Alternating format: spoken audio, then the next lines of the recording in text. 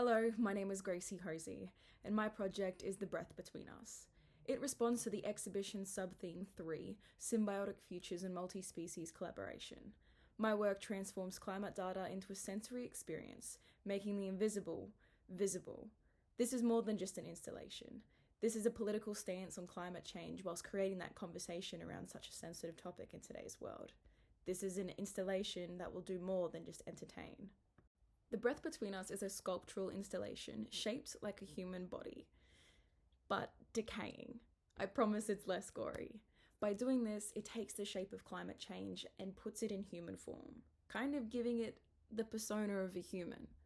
But this body will have hollow cavities, and within the body it will glow and shift in colour, acting as a breathing interface between humans and the atmosphere.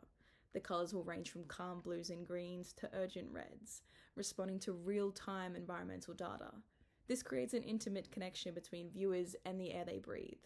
The installation can be scaled down and adapted to particular communities or areas, which means if the installation is outside, it can be a little bit bigger than if it was to be inside. Either way, the installation can be programmed to work both in and outdoors. The work draws on an eco-feedback art and is conceptually inspired by Ocean Siren in Townsville, a sculpture that changes colour based on live ocean temperature data to spark climate conversations. The programming of this installation also draws on inspiration from a fellow BCI student, Jaden Johnston, and his installation, The Light Wave. To bring this project to life, I propose 4 key collaborators: a programmer and data systems engineer who will integrate environmental data into lighting systems, a fabrication artist who will design and construct the fractured human form, the statue, an environmental data specialist who will interpret CO2 levels and define how these translate into light changes.